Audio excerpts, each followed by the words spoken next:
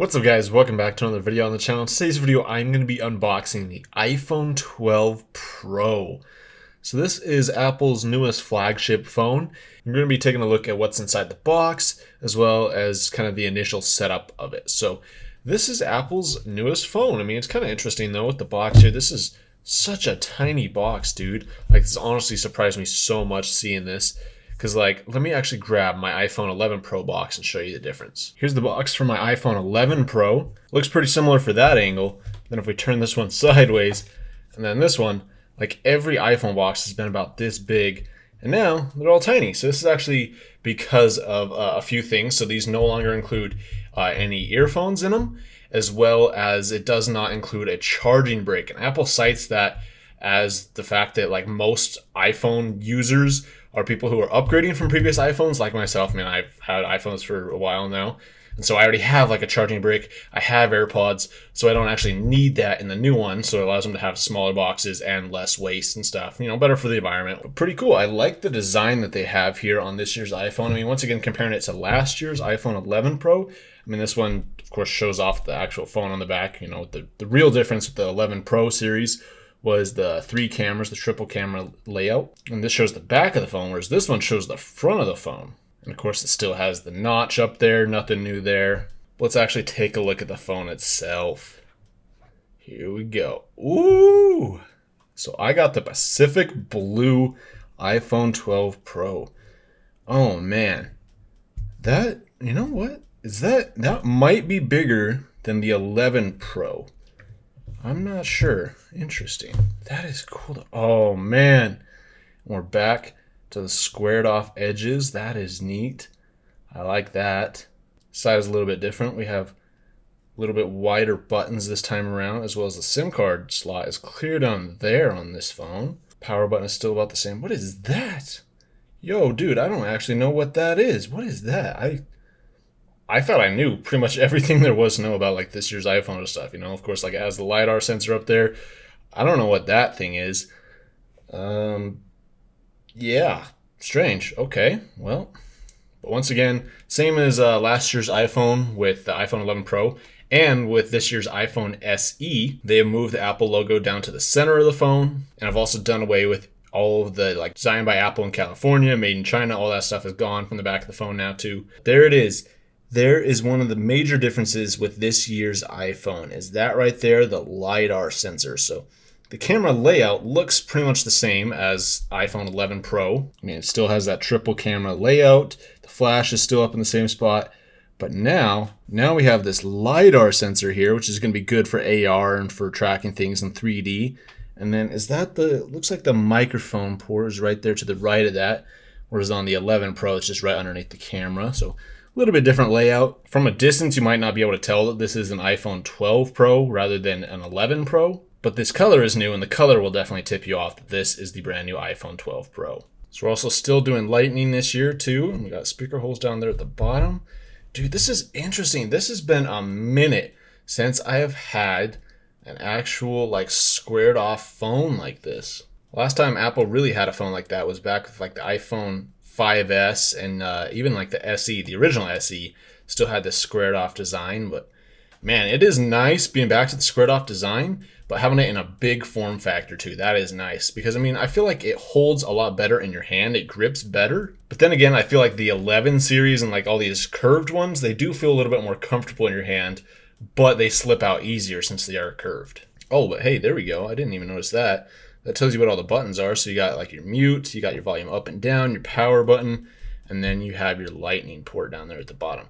It doesn't say anything about the SIM port over there on the side or whatever that is. That is tripping me out, dude. I don't know what that is. But as for the rest of the box, you have a lightning to USB-C cable. But like I said earlier, they do not include a charging brick. Now, this thing has been really interesting though, guys. I've seen a bunch of people complain about this online. And that's the fact that Apple says the reason they didn't include any of this stuff in the box is because they're trying to, you know, protect the environment, reduce waste and stuff.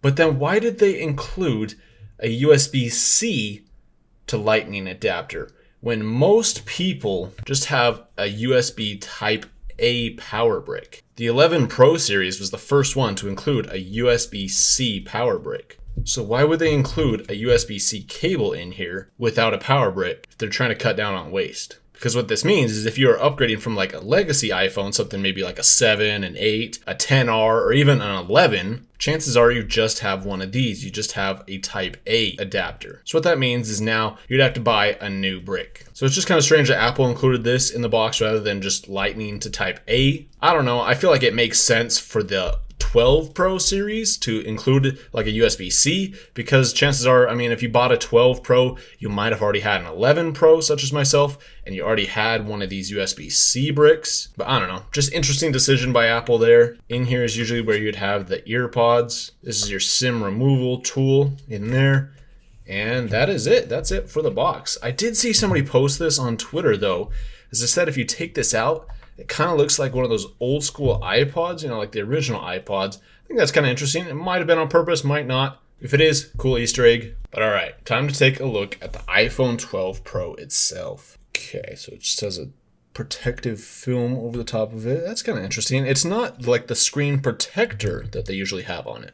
Apple usually has a screen protector like this that wraps all the way around the front and the back of the phone. This one, they just have whatever this is. It's like a little plastic film. That's interesting. But here we go, iPhone 12 Pro.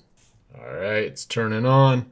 And here we go. It's basically just going to take me through the setup at this point. So I'm going to go ahead and do that. Oh, sweet. One quick thing. Yo, check that out. It says 5G up there. Awesome.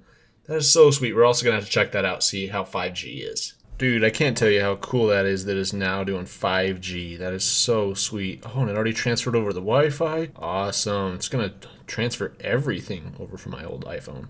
What? Doesn't have enough space?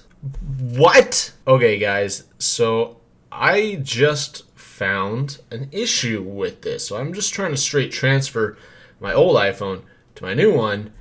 And it's saying here, transfer cannot be completed. This iPhone does not have enough storage to transfer the data from your other iPhone. Restart iPhone to start setting up again. Uh-oh. So the reason behind that, well, actually, let me explain why that is wrong, why that's not actually correct. That's because this is a 64 gigabyte iPhone 11 Pro. This is a 128 gigabyte iPhone 12 Pro. So what it's telling me, this doesn't have enough storage to transfer data from this.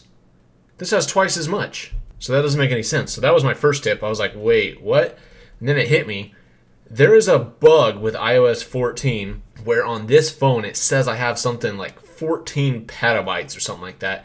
Has an absurd amount of health data apparently on this phone. And it's causing all sorts of issues with this phone. So I'm sure that's what it's trying to transfer. It's trying to transfer over all that health data. And it's like, yo, this thing doesn't have 14 petabytes free of storage. Yeah, of course it doesn't. Well, that's dumb.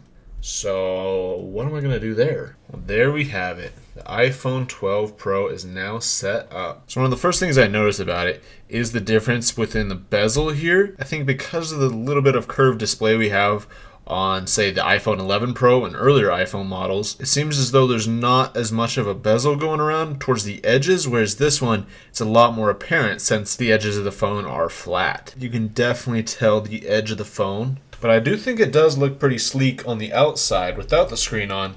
It definitely looks really solid. I love the color so much, man. But that bezel is just something I have noticed is a difference from my iPhone 11 Pro. The last thing I want to do for this video is I want to test out 5G. As you see up there, it does say this phone has 5G. So I have full bars, and in the settings I have changed it to be full 5G rather than that hybrid. They have an option for you to kind of go hybrid depending on, say, your battery level. It can switch between LTE and 5G kind of dynamically depending on the workload. I set this to just straight 5G. We're going to be checking out a speed test to see how fast 5G actually is. Okay, I lost a bar. 18 ping isn't bad. Now 5G, okay, getting about 60 megabits per second isn't bad. That's pretty good. That's actually a lot faster than LTE.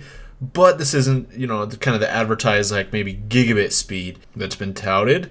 Upload is actually really good, about 52 megabits per second. That is incredible, and I'm actually really impressed with that. More so the upload speed than the download speed. 52 megabits upload is actually really good, and is a lot better than even most home consumer internet plans. But that 55 megabits per second download isn't as fast as 5G's been advertised as. 5G's kind of been advertised as like gigabit or even like 2 gigabit per second. That's obviously using like millimeter wave. You have to be really close to a tower. You basically can't have like any obstructions in the way. But I still think 5G is actually really good. These speeds are plenty for just about anything you'd be doing on a phone. This is good enough to watch 4K content, upload and download videos, post photos, anything you really might want to do. This is plenty of speed for that. But I will be making a video specifically about 5G and talking about these speeds and all this stuff just more in depth in a separate video. So make sure you guys subscribe to the channel for that. But I think that is pretty much going to do it, guys. That is the iPhone 12 Pro. I'm really excited for this phone, and I will be posting a full review on it as I begin to use this phone more and more. There we have it. iPhone 12 Pro, really solid phone. Is it enough changes from the iPhone 11 Pro? Yes, maybe for some people. But that is our unboxing and first impressions of the iPhone 12 Pro. Thank you all so much for watching. If you guys enjoyed the video, give the video a thumbs up, and subscribe to the channel if you're new around here. Thank you all so much for watching, and I'll see you next time.